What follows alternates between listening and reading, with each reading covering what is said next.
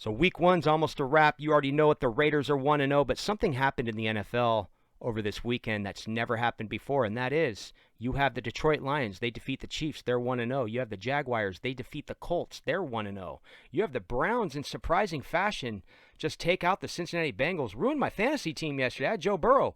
But anyway, they're 1-0, and now you have the Raiders.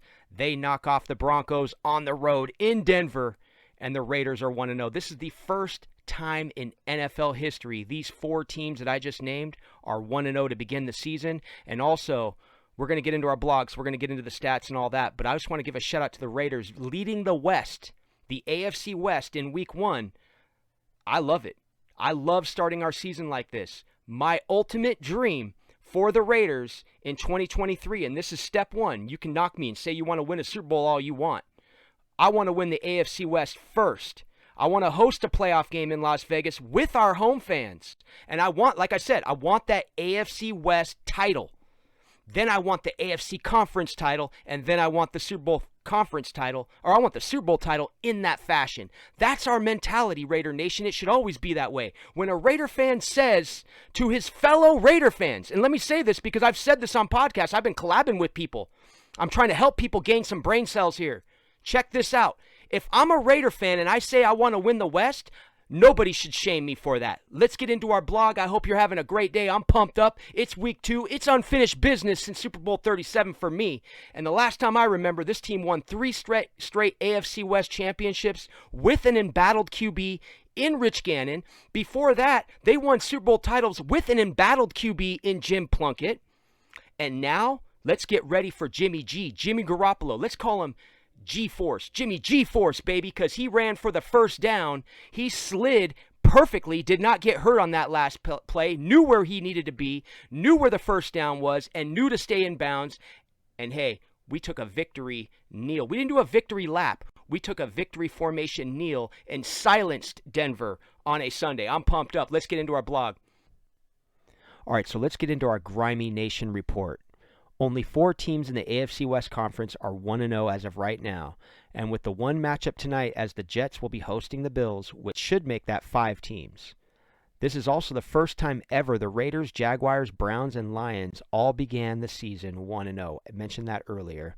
The Raiders are one of 3 of these teams that have not won a playoff game since 2003, the Lions being all the way back in 1991, the Dolphins in year 2000, and the Raiders in 2003 in what was their last postseason victory after clinching a Super Bowl berth and beating the Tennessee Titans, which was over 20 years ago. You know what? I'm going to take a quick little pause here, and I'm going to pop that off real quick and show you this. Look at that. I want to show anybody. I know you've seen this before. Some of the kids have seen this before.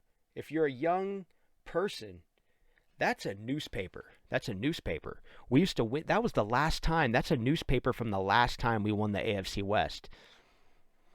Sometimes I think having a newspaper, physically holding it in your hand and kind of remembering these times, man. I'm going through these articles and I'm remembering things. There's articles about Dokie Williams. Dokie Williams, he used to play wide receiver. He was the 3rd wide receiver on our depth chart in the last Super Bowl.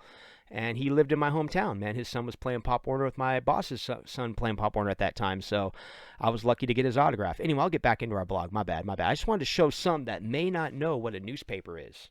And this was the last time we won a playoff game. We were on our way to San Diego to play the Bucs in the Super Bowl. And we whooped the Titans' ass in that game. And we had a quarterback who had a lot of grit. And I know he ended up with 5 picks in the Super Bowl. And a lot of people trash him for it. But Rich Gannon was one hell of a quarterback, man. Let's get into our blog. Boom. So I didn't mean to get into that. But newspaper, man. The newspaper is sitting right here. You know, sometimes I like to hold things like that. Just have a newspaper, like put it in your hands and be like, yeah, you know what? Take me back to that time. Take me back to that time, you know, when I'm not looking at my phone and cracking my neck. That's another thing. How do you look at a phone all day and not have neck problems? A newspaper would totally eliminate that. But anyway, let's get into this. So prior to yesterday's matchup on the road in Denver, the Broncos, they were 3.5-point favorites coming into this game and still have an NFL best .63 winning percentage in season openers and are 40-22-1 all time. The Raiders, they continue to improve their week 1 record, which is now 29-33. That's a .468 winning percentage through 62 games. They are also 4-1 in their last 5 season openers, so they have greatly improved in week 1 in the last 5 seasons. I got to give kudos to coach, and that is Josh McDaniels is now 2-2 in season openers and 18-28 overall. He has improved, but also I want to kind of jump off that. He started the season for us last year 0-3. Pretty much our playoff hopes were over by week 4. For the most part, we regained some playoff hope, in the midseason, the way things were unfolding. But other than that, 0-3 was a bad start for Josh McDaniels this year. A 1-0 start is much better for the coach. So kudos to coach. And then let's ride. Hey, we were in Broncos country yesterday, weren't we? Yep, that's right. The Raiders, they rip off 7 straight winning streak. They get their 7th straight win against the Denver Broncos. So they are riding a 7-game winning streak. And then just win, baby. The Raiders, they snap a 4-game losing streak dating back to last season to begin the season 1-0 and in the AFC West lead. So I'll take that. Last year, going into the end of the season, foul taste, man. We rode 4 games into the offseason. So it was a crappy feeling, And sometimes, even if the Raiders are having a bad year, I still like to win that last game because it's like you won going into the offseason and you can feed off that because this game is a mentality, in my personal opinion. It's your mindset. If your mindset's right and dialed in and you have a winning mentality, you will win in this league. That's why you always see the calm, cool quarterbacks win in this league, man, because this game is so airtight, man. There's so much parity in this league. Teams can change literally in one off season. So I love the fact that we snapped a 4-game losing streak, and I don't really hear too many people talking about it today. That's a big one for me. So we're recapping the Raiders at the Broncos, and in somewhat of a thrilling season opener between the Raiders and the Broncos yesterday afternoon, the Raiders managed to spoil the Broncos' mile-high hopes. The game had some twists and turns, starting with Coach Sean Payton's unconventional decision to request the Raiders for week 1. There was a lot of rumors behind that. I don't know how much of it was true. I don't know if a team can really get their way. Hey, we want to play the Raiders week 1. We really want that. That was the rumor all offseason. But where the hell? Where was the verification that that's actually true? The NFL just followed up with the Broncos and they said, yeah, we're putting the Raiders week 1 on your schedule. Okay, whatever. But anyway, I don't really care. That's what was said, so I brought it up. Peyton began with a bold move that set the tone for the entire game. This is my opinion. He opened up with a failed onside kick, resulting in a penalty and excellent field position for the Raiders. He set the Raiders up for the opening score. That was a horrible call. You have no faith in your defense? I guess you're showing faith in your defense, but your defense gave up an opening touchdown, so you really didn't. Anyway, one key thought as the game unfolded is, did anyone get bounty vibes? I kind of did, dude. I was wondering, is Sean Payton, is he after us? I'm not saying those hits were illegal. I'm just saying for some odd reason, these guys, they keep their head down too much when they hit. And I want to say something. I'm a guy that played safety in high school. I played 7 years. I love the position. I love hitting. Ronnie Lott was my favorite player growing up. I read Jack Tatum's book in 1996. 1996. I was 17 years old. No, I was 18 years old. So I was 17. Maybe it was 1995. But I was 17, 18 when I read his book. And Jack Tatum talked about how he viciously hit people. And I love, like I said, safety position is my favorite position, dude. I love hitters. For some odd reason, today's players, when they get hit, they go down with concussions. Is it because they're bigger and stronger? That's what a lot of people like to say. But I don't know, man. Are these guys hitting right? I don't know. I'll just leave that one up in the air. But I did get somewhat bounty vibes in this one. And I know Kareem Jackson, after he hit Jacoby Myers late in that game, I know he issued an apology and felt terrible. It just looked a little different on the field, but I'm not going to speculate too much. That was just a little bit of a mulling thought that I have. And once again, not sparking up any debate on that, just mulling over the thought of what if, did he, because he has a reputation for the bounty scandal. So just saying, that's all. And the Raiders, they did take some hits in this game. Jacoby Myers, who had to leave with the game with an obvious concussion. Jimmy G also left early in the game, had to go to the tent and return 2 plays later, sprinting down the field for his first TD as a Raider. So once he comes out the tent, they call a timeout, and he gets that pass to Jacoby Myers for the first touchdown of the game. Prior to that, he tossed a sweet lob pass on a 4th and 1 to Devontae Adams in setting up that score. One thing, too, Jimmy G did kind of sell a flop. It looked that way, but you never know, man. He could have been rocked a little bit there on the ground. I don't know, but it almost looked like he was trying to sell a flop a little bit on it as well. You know. So let's start with the defense. Despite Russell Wilson starting this game 17 of 19 with 125 yards and 2 touchdowns at halftime, Patrick Graham had to make adjustments, and after lengthy time on the field during the third quarter, the defensive performance showed up in the fourth quarter with a few stand-up players that emerged as key contributors for the team. Max Crosby's relentless pursuit of Russell Wilson resulted in 2 sacks for the defense. Crosby's sack in the second quarter marked his 8th consecutive sack versus the Broncos since 2019. Crosby was after it again with 6 pressures and 4 quarterback hurries. Jerry Tillery emerged with a key sack, putting Russell and the offense under pressure, getting a clutch sack in the fourth quarter. Additionally, Trayvon Merrick, his critical open field tackle, which has 8:54 left in the game, proved to be a game changer. That was when they were trailing 16-10. This would end up being a huge factor in the Raiders' victory. Remember, Jimmy G, they went right down the field. When they got the ball back, they went right down the field and took the lead 17-16. And then you had rookie Jacorian Bennett, man. He had a solid game for a rookie. Played every snap in this game. He looked the part as a cornerback in the NFL. He had a nice pass breakup on a 3rd and short, but was flagged for pass interference. I didn't agree with that call at all. It was great coverage from Jacorian Bennett. He was called twice for penalties and finished the game with 7 tackles. Now, Nate Hobbs and Divine Diablos were also tackling machines in this matchup, combining for 21 total. And among the highest graded players in the game, yeah, they were up there, man. So I think Diablo, he had an overall grade of 84.5, but his coverage grade was 90. And he did not allow a single yard in coverage. So Hobbs, he was targeted 6 times and only allowing 21 yards. So great play from our cornerbacks. And we were talking a lot about Marcus Peters, man. And the crazy thing is Marcus Peters, he got picked on a little bit, it looked like, out there, but Marcus Peters didn't do too much out there. So yeah, great to see, guys like Nate Hobbs have a bounce back game. Great to see Divine Diablo be effective. It's really effective for a linebacker with his type of speed. He had the face mask early on in the game.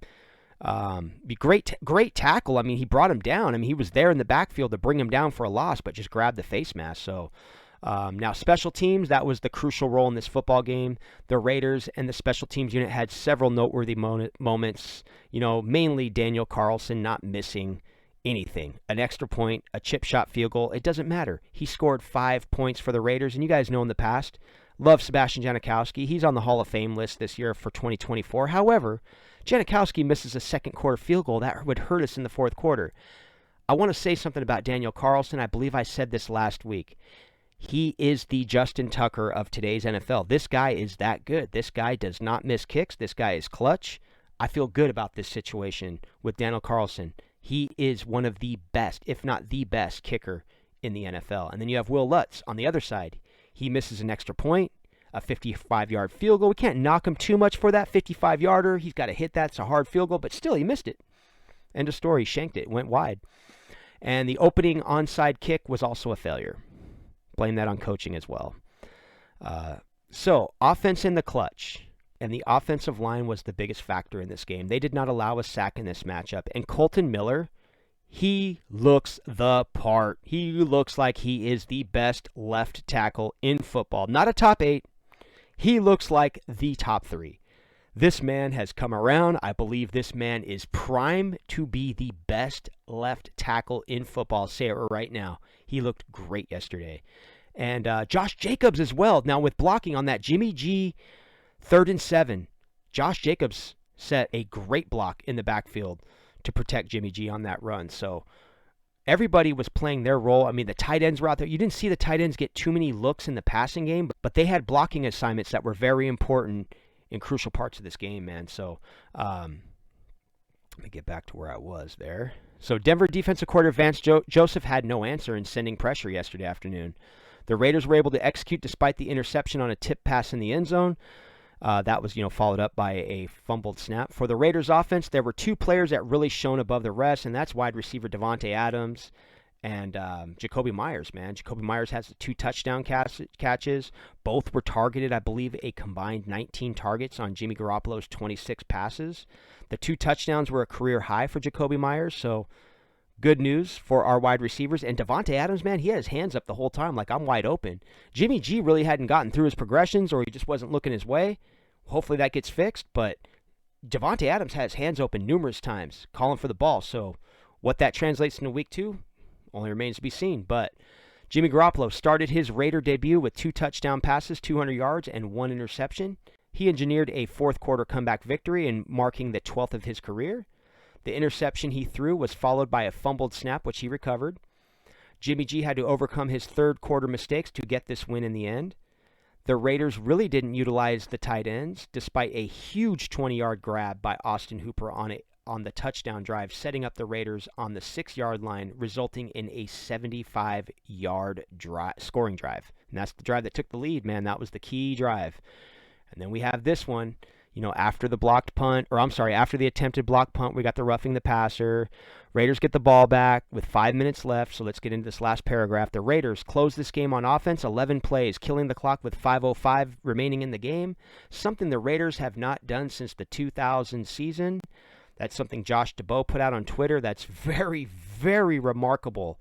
To run the clock out with 5 minutes left. We did not see that last year. So last year, in similar fashion, the Raiders lost 2 games with a couple of 3-and-out possessions with 5 minutes remaining in the Rams and the Steelers games. Part of our 4-game losing streak that we just snapped from last year.